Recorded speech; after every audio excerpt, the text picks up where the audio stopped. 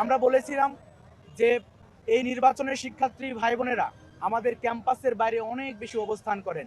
বিশেষ করে শহরে যারা থাকেন তারা অনেকেই আছেন, ভোট দিতে আসতে তাদের অনেক বেশি কষ্ট হবে।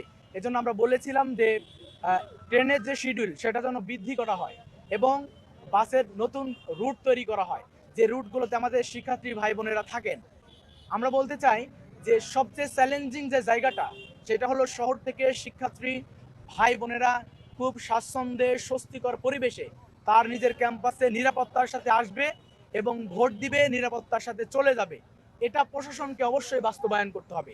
এই জন্য যত ধরনের নিরাপত্তা প্রয়োজন প্রশাসন যেন এই ব্যাপারে অবশ্যই পদক্ষেপ গ্রহণ করেন। আমরা বলতে চাই চট্টগ্রাম বিশ্ববিদ্যালয় দীর্ঘদিন বিভিন্ন জায়গা থেকে বঞ্চিত ছিল।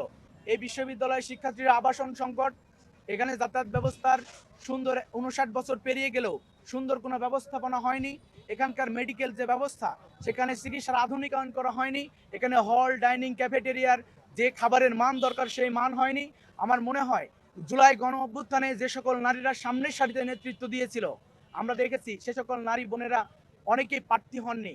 এর অন্যতম কারণ ছিল যে প্রত্যেকটি ক্যাম্পাসে যেমন হয়েছে যে সাইবার বুলিং এর শিকার হওয়া, চট্টগ্রাম বিশ্ববিদ্যালয়েও এই সাইবার বুলিং এর কারণেই অসংখ্য আমাদের যোগ্যতা সম্পন্ন বোনেরা সেখানে অংশগ্রহণ করতে ভয় পেয়েছে বলে আমার মনে হয়েছে। আমি বলতে চাই যে প্রার্থী যারা হয়েছে দেখেছেন, আমাদের প্যানেলের একজন প্রার্থী তিনি, তাকেও কিন্তু সাইবার বুলিং এর শিকার হতে হয়েছে। এজন্য আমরা নির্বাচন কমিশনকে জানিয়েছিলাম।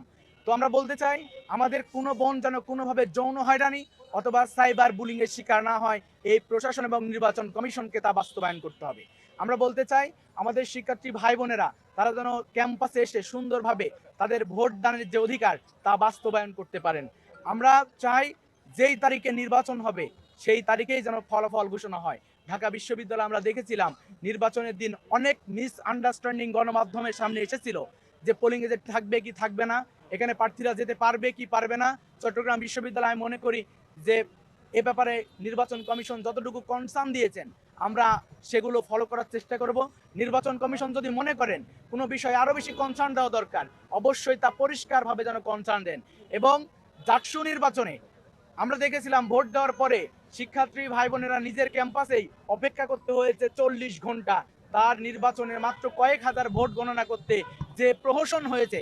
আমরা চাই চট্টগ্রাম বিশ্ববিদ্যালয়ে ডাকসুর চেয়ে ভোটের পরিমাণ অনেক বেশি, এখানে যেন কোনো ধরনের নির্বাচনের পরবর্তী সময়ে ভোট গণনার প্রহসনের শিকার আমরা আমাদের ভাই বোনেরা না হই।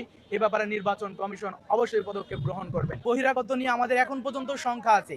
আমরা চাই আজ থেকে এখন থেকে বিশ্ববিদ্যালয়কে প্রধান নির্বাচন কমিশনার বলেছেন যে 4 স্তরের নিরাপত্তা বেষ্টন তৈরি করা হবে, তা যেন দ্রুত সময়ের মধ্যে বাস্তবায়ন করা হয়। কোনো রাজনৈতিক ছাত্র সংগঠনের অথবা কোনো সাধারণ ব্যক্তি যে কেউ যদি ক্যাম্পাসে প্রবেশ করেন সেক্ষেত্রে অবশ্যই প্রশাসন এটা প্রতিরোধ করা দরকার।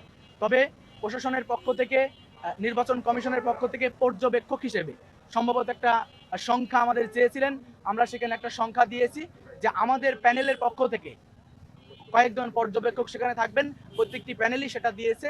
আমার মনে হয় এই কার্ডধারীর বাইরে কেউ যেন ক্যাম্পাসে কোনোভাবে প্রবেশ না করতে পারে এ ব্যাপারে নির্বাচন কমিশন দেখভাল করবেন। যেহেতু আমাদের যে পদ্ধতিতে নির্বাচন অনুষ্ঠিত হচ্ছে এবং যে পদ্ধতিতে ফল গণনা হবে এটা 6 থেকে 7 ঘন্টার মধ্যে হবে, আপনি যেটা বললেন। তো 6 থেকে 7 ঘন্টার মধ্যে যদি হয়, 4টায় নির্বাচন শেষ হলে 12টা বাজতে প্রায় 6 থেকে 7 ঘন্টা। আমরা চাই যেন দ্রুত সময়ের মধ্যেই ফলাফল ঘোষণা হয়।